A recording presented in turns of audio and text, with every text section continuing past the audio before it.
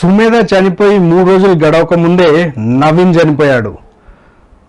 Same Sumedha ఏ విధంగా అయితే నాలాలో కొట్టుకుపోయి చనిపోయిందో నవీన్ అదే విధంగా చెరువులో చచ్చిపోయాడు. గత 6 నెలల క్రితం GHMC బాడీ మీటింగ్లో సరూర్ నగర్ చెరువుకి ఫెన్సింగ్ వేయాలని ఒక తీర్మానం అయింది. కానీ ఆ ఫెన్సింగ్ అప్పుడు పడలేదు. ఒకవేళ అదే తీర్మానంలో ఆ ఫెన్సింగ్ వేసినంటే ఈరోజు నవీన్ బతికేటోడు. 2019-20కి GHMC అభివృద్ధి కార్యక్రమాలకి 11,538 కోట్ల రూపాయలు GHMC మేయర్ బొంతు రామ్మోహన్ గారు అప్రూవ్ చేశాడు. అందులో 403 కోట్ల రూపాయలు కేవలం ఈ మురుగునీటి మెయింటెనెన్స్కు, వర్షం నీటి మెయింటెనెన్స్కు, తర్వాత ఇట్లాంటి చెరువు కట్టల దగ్గర ఫెన్సింగ్లు, ఇట్లాంటి కార్యక్రమాల కోసమే 403 కోట్ల రూపాయలు కేటాయించడం జరిగింది. సకాలంలో స్పందించి ఉంటే ఇట్లాంటివి జరిగేటివి కాదు. గత 4 రోజులుగా భారీ వర్షాలు కురుస్తున్నాయి.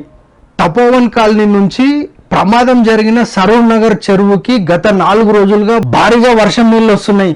అదే రూట్లో జనాలు పోతున్నారు, వస్తున్నారు. ఒకవేళ GHMC కరెక్ట్ స్పందించి ఆ ఏరియాలో ఈ రాకపోకలు నాపేసి లేదంటే అదే సందర్భంలో ఈ చెరువుకు ఫెన్సింగ్ వేసి ఉంటే ఈరోజు నవీన్ బతికేటోడు.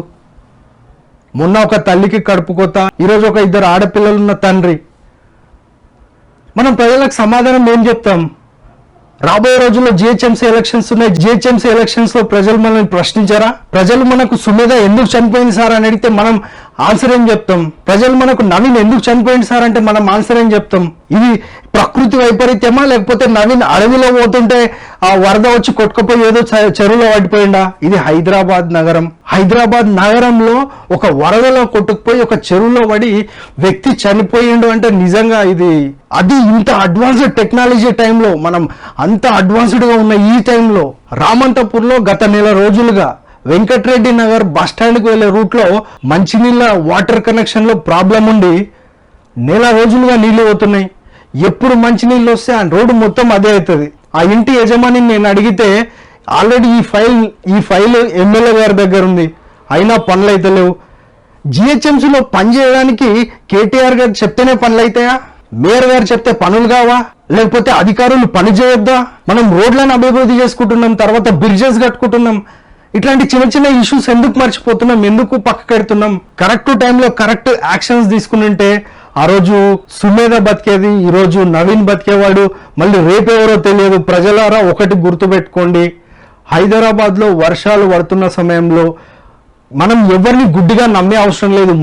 మనం ముందు కేర్ తీసుకుందాం. మనం ఎంత జాగ్రత్తగా ఉన్నా ఇట్లాంటివి జరిగితే అవి మన చేతుల్లో లేవు. అవి ఎందుకంటే ఇప్పుడు డైరెక్ట్ ఇది ప్రభుత్వ వైఫల్యం అని కూడా చెప్పలేము. ఆ టైంలో మనం అక్కడ ఒకవేళ మనం ఆ నవీన్ కూడా ఆ టైంలో కొంచెం కేర్ఫుల్గా ఉంటే నవీన్ ఇప్పుడు బతుకుండేవాడు.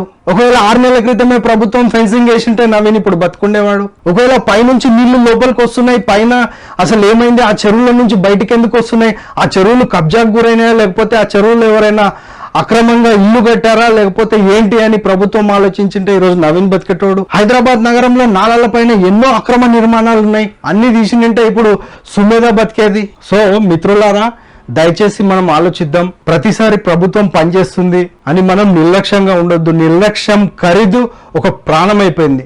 అండ్ ఒకవేళ మీ ఏరియాలో ఏ సమస్యలు ఉన్నా తప్పకుండా నా దృష్టికి తీసుకురండి. ఈ వీడియో కింద కంపల్సరీ ఆ సమస్యలు రాయండి. ఆ సమస్యల పైన కంపల్సరీ వీడియో చేద్దాం. ఆ సమస్యల్ని ప్రభుత్వానికి ఎత్తి చూపిద్దాం.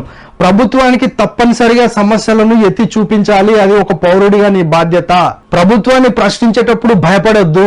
ఎందుకంటే ప్రశ్నించే తత్వం మనం పెంచుకోవాలి. ప్రశ్నించే తత్వం పెంచుకున్నప్పుడే సమస్యల నుంచి నువ్వు బయటపడతావు.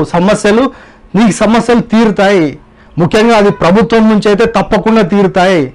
ఒక్కసారి కాదు 10 సార్లు ప్రశ్నించాలి. దయచేసి ప్రశ్నించే తత్వం మనం పెంచుకుందాం. సో ఓవరాల్ గా ఇది ఫ్రెండ్స్, ఈ వీడియో మీకు నచ్చినట్లయితే లైక్ చేయండి, షేర్ చేయండి, అండ్ తప్పకుండా ఈ ఛానల్ కి సబ్స్క్రైబ్ చేసుకోండి.